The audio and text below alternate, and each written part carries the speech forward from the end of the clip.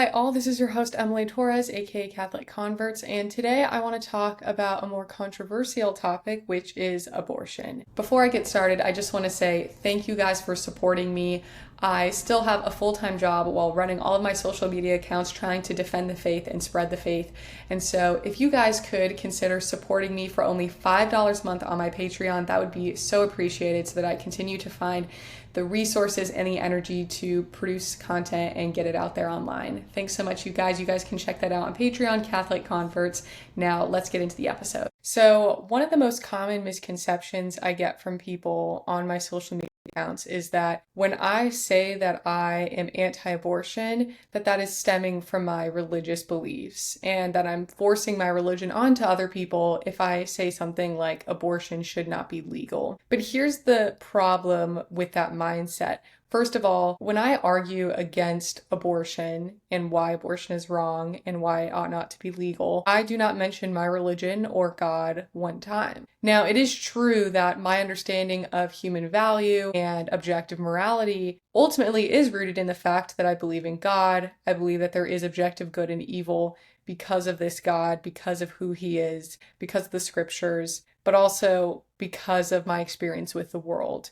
And so even though a lot of these beliefs are tangentially related, and in some capacities they might be rooted in certain religious beliefs or foundations, my view on abortion is something that's accepted even by somebody who doesn't believe in God, who just is kind of a commonsensical individual that looks at the world, understands that there are things that we ought to pursue, there are good things, and there are things that we ought to avoid, things that are evil. And I don't think you have to be somebody that believes in the Bible to say that something like abortion is wrong and should not be legal. So in this episode, I kind of want to go through my view on abortion, some responses to that, and explain how you go from abortion is wrong to it shouldn't be legal. So here is the argument for the morality of abortion and why I believe it's wrong. The first premise is that it is always wrong to directly and intentionally kill an innocent human being. And I would say most people are going to agree with that, right? If I walked up to somebody randomly and shot them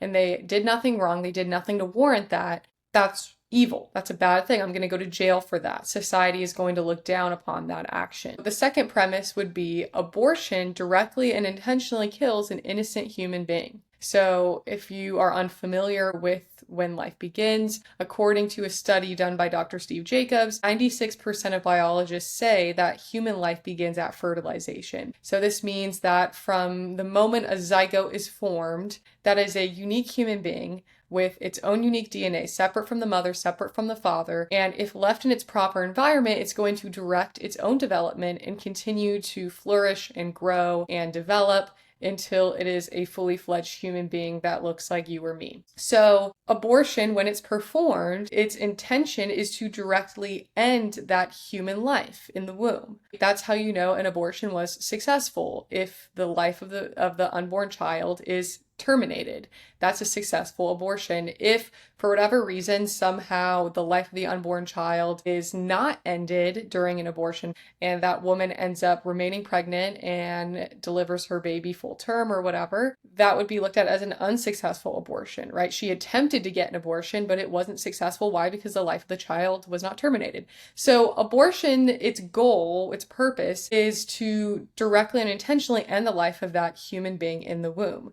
And if you deny that it's a human being, you're just denying basic biology. And so some pro-choice individuals, they want to deny that human life begins at fertilization. They want to deny that an unborn child is a human being. If they do that, they're just denying basic science, basic embryology. And so at that point, you kind of just need to point them to some scientific resources so they can better understand biology and know what they're arguing for or against. So that's what abortion does. And obviously the conclusion then is if it's always wrong to directly and intentionally kill an innocent human being, and that's what abortion does, then abortion is always wrong. Now, some people want to argue that an unborn human being is not innocent because they have no way of even being guilty. So they're what's called amoral. They're neither innocent nor guilty. They're equivalent to a dog or a plant or a rock because we wouldn't describe those things to be guilty or innocent because they don't have the intellectual abilities to actually make a guilty or innocent decision. Now, my pushback to that would be when it comes to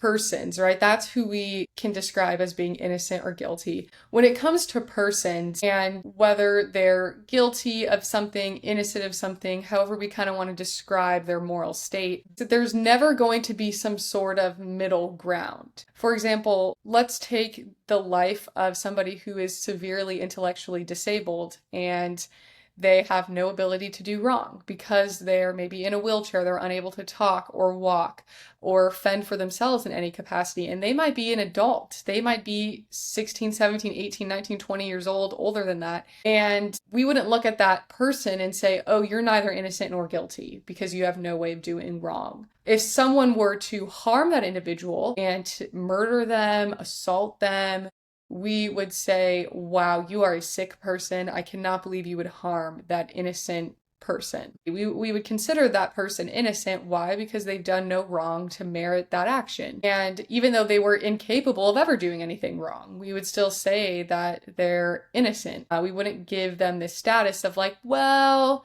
you're not technically innocent because like you didn't have the ability to do wrong anyway. It's sort of like a default that if you are somebody that's harmless, you are an innocent person. So when it comes to the unborn, it's the same thing with them. Yeah, they might not be fully developed to even have any sort of motion that they can self-direct. They might not have the ability to do any type of thing that could be considered wrong or evil because they just aren't developed enough to. That doesn't mean, though, that they're somehow neither guilty nor innocent. They are innocent because they have done nothing wrong, and they're a person for that matter. Which is why, again, we wouldn't say a dog or a rock is innocent or guilty because they're not people. We don't talk about non-people as being something that's innocent or guilty. Okay, so now that that caveat is out of the way, we come to the conclusion abortion is wrong.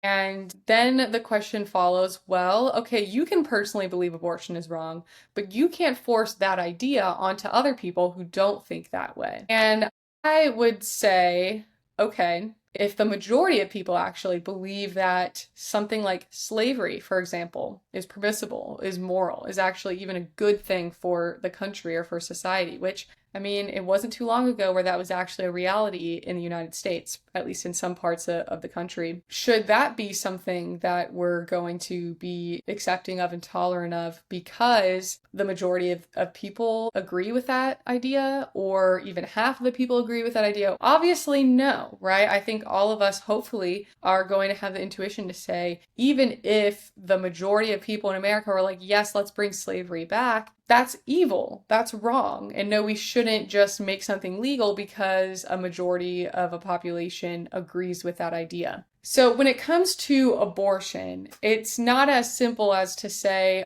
well, you personally believe that, but you can't tell me what to do, and you can't base laws off of just your opinion. Laws go so much deeper than my opinion or your opinion, or at least that's what they're intended to. That's what they're designed to be for. Laws in the political state in general, they're ultimately intended to promote the common good for the people in that group, in that society, in that nation. So, for example, we have laws that protect rights. We have laws that are put in place to kind of discourage people from doing things that are harmful to society. Like, for example, don't murder, don't steal. Those things are put in place. Why? Because we want to discourage people from committing those actions, which harm individuals in society, which harm collectively society if we are becoming tolerant or accepting of individuals wreaking chaos or havoc or just blatantly harming individuals or being violent. So when it comes to determining what should be legal or what should not be legal, we have to consider what is right, what is good for individuals, what is good for society. That's what we have to think about when it comes to laws,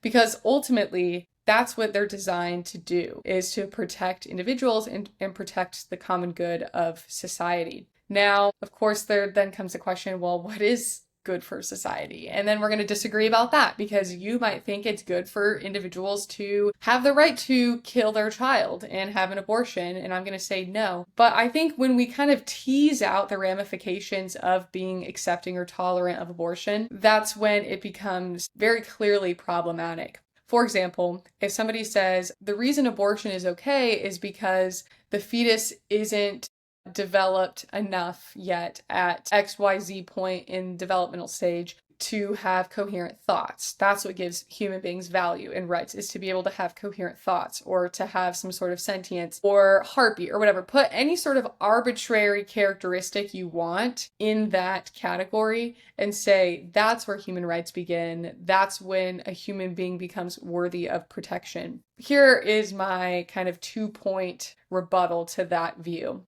The first would be that at any point in human history where one group was discriminated against or there was a genocide, it was always due to some side grouping these people together and saying they are subhuman, they have less value, less rights than I do because of some arbitrary characteristic, like their religion or their sex or their sexuality or their race or their country of origin, whatever it is. Fill that blank in. They're going to say that person is less than me because of that characteristic that they possess. And that has never turned out well for any sort of civilization, for any society. It has never turned out well when people were grouped, discriminated against, and looked down upon as less human or less valuable than another group. And that's what you're doing when it comes to abortion, because biologically speaking, the unborn are human beings, and you are saying that they are less valuable, less deserving of rights, subhuman,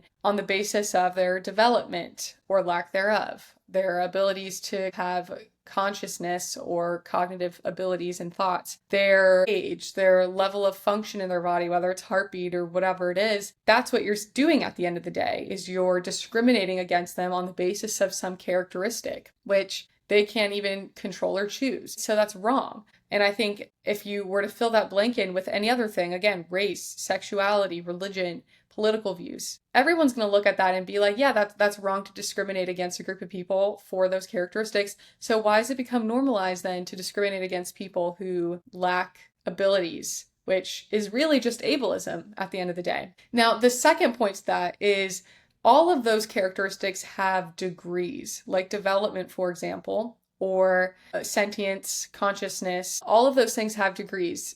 Development, obviously, some people are more developed than others. A 2-year-old is obviously less developed than a 10-year-old, and a 10-year-old is less developed than a 22-year-old, and so forth. So those things have degrees. And if they have degrees, that means ultimately somebody that is more developed than somebody else is going to be more valuable or possess more rights than the other person. And that seems wrong.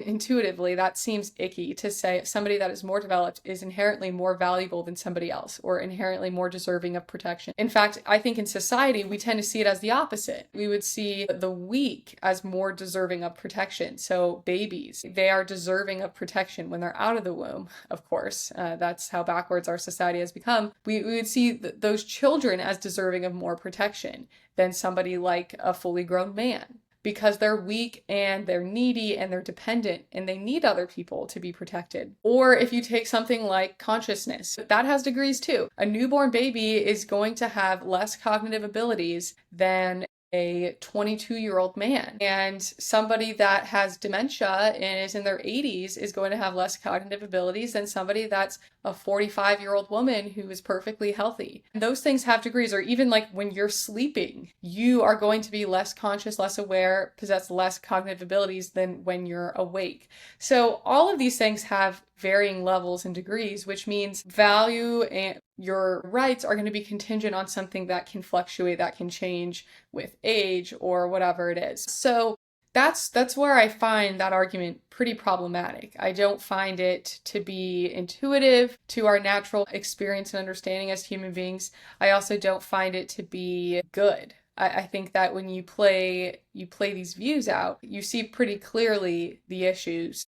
And you see the things that you would have to be accepting of, like discrimination. And I think hopefully we're living now more in a society that is less tolerant of discrimination. So at the end of the day, nobody has the right to harm another individual or to kill another individual, and especially their own child. Of course, that caveat is as long as they're not harming you, right? Which unborn babies are not. They're not harming you. I'm not saying pregnancy is easy. I'm not saying that sometimes pregnancies cannot be risky or even women can face complications to their own health due to pregnancy, but this idea that babies are somehow violent oppressors that are trying to attack you and harm you, and that you can use self-defense to get rid of them is awful. And it also just ignores the fact that a majority of abortions happen not because there's some sort of pregnancy complication or even assault that happened. It's just simply women do not want to be mothers because of the lack of resources or the feeling like they're not going to be a good mother at this stage in their life, and so they don't want to be one. That's where we're at as a society. So of course, at the end of the day, I'm going to say human beings are valuable because we are made in the image of God. And what that means is we were given a rational nature. We are given an ability to experience the world around us,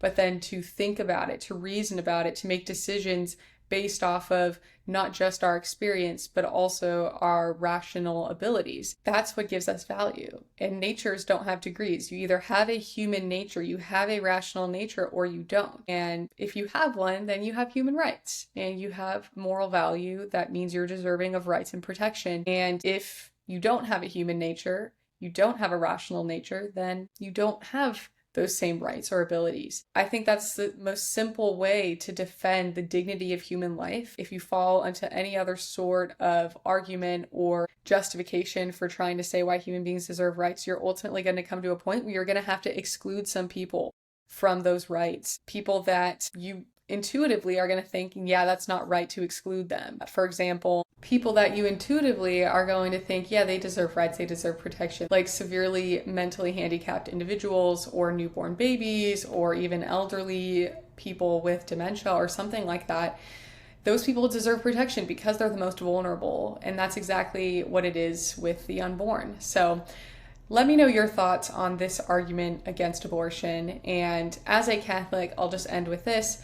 This is not something that you are able to deviate from with church teaching. The church officially teaches abortion is a grave moral disorder that can never be accepted, that can never be made permissible. This is never going to change. And as a Catholic, you have to agree with what the church teaches on matters of faith and morals, or you cease to be Catholic. You can no longer call yourself a Catholic. It would be like saying you're Catholic, but you don't believe in Jesus or you don't believe in God. It doesn't make any sense. So as a Catholic, you have to agree with the church's teachings on abortion. And if you struggle with that, feel free to reach out and I'm happy to have a conversation with you. Alrighty, guys. Thank you so much for listening. Please check out my other social media pages. You can find me Catholic.converts about anywhere. Thank you guys so much and have a great day.